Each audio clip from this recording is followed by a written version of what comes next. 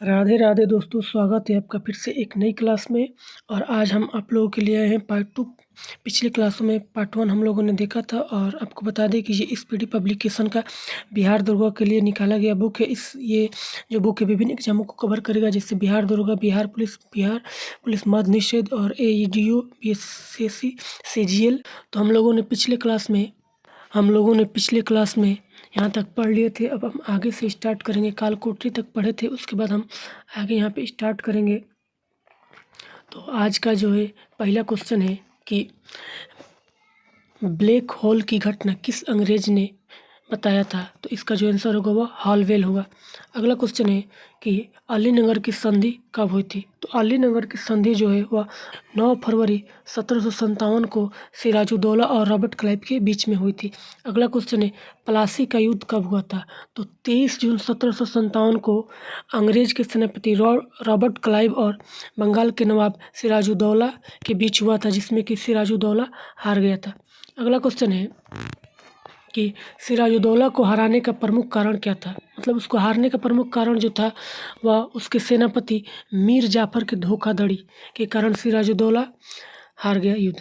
अगला क्वेश्चन है कि प्लासी के युद्ध का मैदान स्थित है। तो यह जो है बंगाल में स्थित है। अगला क्वेश्चन है मीर जाफर बंगाल का नवाब कब बना। तो 1757 में मीर जाफर बंगाल का नवाब बना। अगला क्वेश्चन है अंग्रेजों ने मीर जाफर को हटाकर मीर कासिम को बंगाल का नवाब कब बनाया। तो 1760 में। और मीर जाफर का दामाद था जो मीर कासिम था। अगला क्वेश्चन है कि बंगाल की राजधानी को मुर्शिदाबाद से मुंगेर स्थानांतरित किया था। तो मीर कासिम ने स्थानांतरित किया था। अगला क्वेश्चन है कि मुंगेर में बंदूक तथा तोप बनाने की फैक्ट्री स्थापित की है किसने। तो मीर कासिम ने। अगला क्वेश्चन है बक्सर का युद्ध हुआ था। तो बक्सर का युद्ध जो है वह अंग्रेजों और मीर कासिम, अवध के नवाब शुजाउद्दौला, मुगल शासक शाह आलम द्वितीय के बीच हुआ था, जिसमें कि अंग्रेज विजयी हुए। अगला क्वेश्चन है बक्सर के युद्ध का तत्कालिक कारण क्या था। तो दस्तक प्रथा, जिसे मीर कासिम ने समाप्त कर दिया था, यही कारण था बक्सर युद्ध का तत्कालिक। अगला क्वेश्चन है कि बक्सर के युद्ध के समय बंगाल का नवाब कौन था। तो मीर जाफर इसका आंसर हो जाएगा।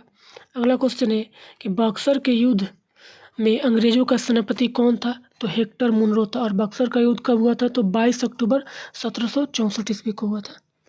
अगला क्वेश्चन है इलाहाबाद की प्रथम संधि कब हुई थी। तो 12 अगस्त 1765 को मुगल बादशाह शाह आलम द्वितीय और रॉबर्ट क्लाइव के बीच में हुआ था इलाहाबाद की प्रथम संधि।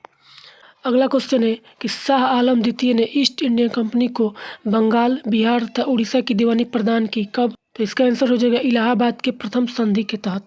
अगला क्वेश्चन है कि इलाहाबाद की द्वितीय संधि हुई तो 16 अगस्त 1765 को रॉबर्ट क्लाइव और अवध के नवाब शुजाउद्दौला के बीच में हुआ था। अगला क्वेश्चन है भारत में अंग्रेजों राज्य का संस्थापक बना। तो रॉबर्ट क्लाइव बना। अगला क्वेश्चन है कि बंगाल में द्वैध शासन की शुरुआत कब हुई थी। तो 1765 में हुई थी। रॉबर्ट क्लाइव के द्वारा किया गया था। और रॉबर्ट क्लाइव का जो गवर्नर था वह 1765 से 72 तक रहा था। अगला क्वेश्चन है बंगाल का पहला गवर्नर जनरल कौन हुआ। तो वारेन हेस्टिंग 1772 में बना था। अगला क्वेश्चन है बंगाल में द्वैध शासन को समाप्त किया। तो 1772 में वारेन हेस्टिंग ने समाप्त किया। अगला क्वेश्चन है कि भारत में प्रथम मदरसा की स्थापना वारेन हेस्टिंग ने की थी। तो कब। तो 1781 में कलकत्ता में की थी। इसके बाद हम नेक्स्ट क्वेश्चन पे चलते हैं। तो अगला ये टॉपिक है आंग्ल मैसूर संबंध। तो आंग्ल मैसूर के बारे में पढ़ेंगे। इसमें पहला क्वेश्चन है कि हैदर अली मैसूर का शासक कब बना। तो 1761 में हैदर अली मैसूर का शासक बना था। अगला क्वेश्चन है कि 1780 में पोलिलूर के युद्ध में हैदर अली ने पराजित किया था। तो कर्नल बेली को हराया था। नेक्स्ट क्वेश्चन है कि 1781 में पोर्टोनोवा के युद्ध में हैदर अली को पराजित किया था किसने। तो सर आयर कूट ने पराजित किया था। नेक्स्ट क्वेश्चन है कि पोर्टोनोवा के युद्ध में अंग्रेजी सेना का नेतृत्व किसने किया था। तो सर आयर कूट ने किया था। अगला क्वेश्चन है कि हैदर अली की मृत्यु कब हुई थी। तो 7 दिसंबर 1782 को द्वितीय आंग्ल मैसूर युद्ध के दौरान हो गया था। नेक्स्ट क्वेश्चन पे आते हैं कि हैदर अली का पुत्र या उत्तराधिकारी कौन हुआ, तो इसका आंसर होगा टीपू सुल्तान हुआ, जो कि उसका पुत्र था। अगला क्वेश्चन है टीपू सुल्तान शासक था कहाँ का, तो मैसूर का शासक था। अगला क्वेश्चन है टीपू सुल्तान की राजधानी थी, तो श्रीरंगपट्टनम उसकी राजधानी थी। नेक्स्ट क्वेश्चन है कि टीपू सुल्तान की मृत्यु कब हुई थी, तो 4 मई 1799 को हुई थी, चतुर्थ आंग्ल मैसूर युद्ध के दौरान हो गई थी। अगला क्वेश्चन है प्रथम एवं द्वितीय आंग्ल मैसूर युद्ध के समय मैसूर का शासक कौन था, तो इसका आंसर होगा हैदर अली था। नेक्स्ट क्वेश्चन पे चलते हैं, तो अगला क्वेश्चन है कि तृतीय एवं चतुर्थ आंग्ल मैसूर युद्ध के समय मैसूर का शासक कौन था, तो उस समय टीपू सुल्तान था, हैदर अली का बेटा था। अगला क्वेश्चन है प्रथम आंग्ल मैसूर युद्ध समाप्त हुआ था, तो प्रथम आंग्ल मैसूर युद्ध जो समाप्त हुआ था वह मद्रास के संधि के द्वारा 1769 ईस्वी में समाप्त हुआ था। और प्रथम आंग्ल मैसूर युद्ध का जो समय है वह 1767 से 1769 तक चला था। अगला क्वेश्चन है कि द्वितीय आंग्ल मैसूर युद्ध समाप्त हुआ था, तो द्वितीय आंग्ल मैसूर युद्ध मंगलोर की संधि के द्वारा 1784 ईस्वी में समाप्त हुआ था। और द्वितीय आंग्ल मैसूर युद्ध जो हुआ था वह 1780 से 84 ईस्वी तक चला था। अगला क्वेश्चन है कि तृतीय आंग्ल मैसूर युद्ध समाप्त हुआ था, तो यह जो युद्ध समाप्त हुआ था वह श्रीरंगपट्टनम संधि के द्वारा समाप्त हुआ था 1792 ईस्वी में। और तृतीय आंग्ल मैसूर युद्ध का जो समय काल है वह 1790 से 92 तक है। अगला क्वेश्चन है कि चतुर्थ आंग्ल मैसूर युद्ध समाप्त हुआ तो टीपू सुल्तान की मृत्यु से, यानी कि उनका उस समय मृत्यु हो गया था और उसी के साथ वह युद्ध समाप्त हो गया था। और चतुर्थ आंग्ल मैसूर युद्ध जो चला था वह मात्र 1 साल चला था, 1799 तक। अगला क्वेश्चन है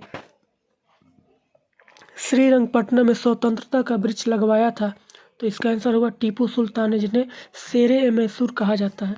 अगला क्वेश्चन है कि 100 दिन भेड़ की तरह जीने से अच्छा है एक दिन शेर की तरह जीना प्रसिद्ध कथन किसका है, तो टीपू सुल्तान का है। नेक्स्ट क्वेश्चन है कि तृतीय और चतुर्थ आंग्ल मैसूर युद्ध के समय गवर्नर जनरल कौन था, तो जो तृतीय के समय थे वह लॉर्ड कॉर्नवालिस थे और चतुर्थ मैसूर युद्ध के समय लॉर्ड वेलेस्ली थे। अब नेक्स्ट टॉपिक है सिख धर्म का इतिहास। तो इसमें पहला क्वेश्चन है कि सिखवाद का प्रवर्तन, तो वह 1500 ईस्वी यानी 16वीं सदी। अगला क्वेश्चन है सिख धर्म के संस्थापक कौन थे, तो गुरु नानक देव थे। अगला क्वेश्चन है गुरु नानक देव जी का जन्म कब हुआ था, तो 1469 में तलवंडी में, वर्तमान नानका साहिब पाकिस्तान में है। नेक्स्ट क्वेश्चन है कि नाना जी के पिता का नाम क्या था, तो मेहता कालूचंद। अगला क्वेश्चन है नाना जी के माता का नाम क्या था, तो तृप्ता देवी। अगला क्वेश्चन नाना जी के पत्नी का नाम क्या था, तो सुलकखनी देवी। नेक्स्ट क्वेश्चन है कि गुरु नानक देव जी के पुत्र का नाम क्या था, तो श्रीचंद्र और लखीमदास। अगले क्वेश्चन पे आते हैं, तो अगला क्वेश्चन है कि गुरु नानक देव जी को ज्ञान की प्राप्ति हुई थी, तो इसका आंसर होगा सुल्तानपुर में बेई नदी के किनारे। नेक्स्ट क्वेश्चन है कि गुरु नानक देव जी समकालीन थे, तो बाबर के समकालीन थे। अगला क्वेश्चन है संगत धर्मशाला और पंगत लंगर को स्थापित किया था, तो गुरु नानक देव जी ने।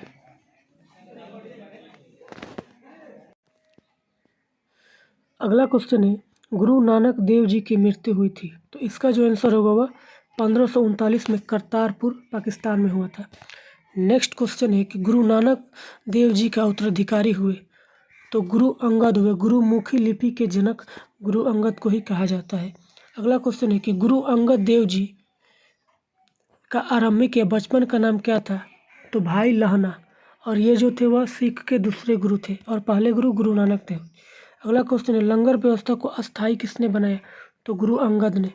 अगला क्वेश्चन है कि गुरु अंगद देव जी समकालीन थे, तो वह हुमायूं के। जो गुरु नानक थे वह बाबर के समकालीन थे और गुरु अंगद जो थे वह हुमायूं के समकालीन थे। अगला क्वेश्चन है सिख के तीसरे गुरु कौन थे, तो गुरु अमरदास थे और गुरु अमरदास जी समकालीन थे, अकबर के समकालीन थे। और अगला क्वेश्चन है कि अकबर ने 500 बीघा जमीन दी थी, तो सिखों के चौथे गुरु रामदास जी को दिए थे। सिख के जो चौथे गुरु थे गुरु रामदास, उन्हीं को 500 बीघा जमीन दी थी। नेक्स्ट क्वेश्चन है अमृतसर नगर की स्थापना किसने किया था? तो गुरु रामदास जी ने। अगला क्वेश्चन है गुरु पद को वंशानुगत यानी पैतृक बनाया किसने? तो गुरु रामदास जी ने। अगला क्वेश्चन है कि आदि ग्रंथ या गुरु ग्रंथ साहिब की रचना किसने किया था? तो गुरु अर्जुन देव जी ने, सिख के जो कि 5वें गुरु थे। अगला क्वेश्चन है हरमंदिर साहिब यानी स्वर्ण मंदिर अमृतसर को बनवाया था किसने? तो गुरु अर्जुन देव जी ने। अगला क्वेश्चन है कि स्वर्ण मंदिर की नींव किसने रखी? तो साईं मियाँ मीर ने। नेक्स्ट क्वेश्चन है गुरु अर्जुन देव को मृत्यु दंड दिया किसने? तो जहांगीर ने। अगला क्वेश्चन है कि सिख के 6ठे गुरु कौन थे? तो गुरु हरगोविंद जी। नेक्स्ट क्वेश्चन है स्वर्ण मंदिर परिसर में अकाल तख्त की स्थापना करवाया था? तो श्री गुरु हरगोविंद जी ने। अगला क्वेश्चन है सिख गुरु के 7वें गुरु हुए यानी सिखों के 7वें गुरु कौन थे? तो गुरु हरराय जी। और सिखों के 8वें जो गुरु कौन थे? तो वह गुरु हरकिशन जी। सिखों के जो 9वें गुरु थे वह गुरु तेग बहादुर जी थे। और हिंद की चादर कहलाए यानी हिंद की चादर नाम से कौन प्रसिद्ध हुए? तो वह गुरु तेग बहादुर जी। अगला क्वेश्चन है कि आनंदपुर साहिब की स्थापना किसने किया? तो गुरु तेग बहादुर ने। अगला क्वेश्चन है गुरु तेग बहादुर को मृत्यु दंड दिया था किसने? तो औरंगजेब ने। अगला क्वेश्चन है सिखों के 10वें व अंतिम गुरु गुरु गोविंद सिंह का जन्म कहाँ हुआ था? तो पटना में 1666 ईस्वी में। अगला क्वेश्चन है गुरु गोविंद सिंह के माता एवं पिता का नाम क्या था? तो माता का नाम गुजरी एवं इनके पिता का नाम गुरु तेग बहादुर था। अगला क्वेश्चन है कि गुरु गोविंद सिंह के चार पुत्र थे, उनका नाम क्या था? तो फतेह सिंह, जोरावर सिंह, अजीत सिंह, जुझार सिंह। अगला क्वेश्चन है 1699 में खालसा पंथ की स्थापना एवं पाहुल प्रणाली की शुरुआत किसने किया था? तो गुरु गोविंद सिंह ने। खालसा पंथ की स्थापना और पाहुल प्रणाली की शुरुआत याद रखिएगा। अगला क्वेश्चन है कि गुरु पद को समाप्त कर गुरु ग्रंथ साहिब को अगला गुरु बताया किसने? तो गुरु गोविंद सिंह ने। तो आज की क्लास को यहीं तक रखते हैं, इसके आगे नेक्स्ट क्लास में देखेंगे। और अभी तक आपने पिछला क्लास नहीं देखा है जिन्होंने भी, तो आप प्लीज़ पिछला क्लास देख लीजिएगा। और तब तक के लिए मिलते हैं नेक्स्ट क्लास में। धन्यवाद। Thank you.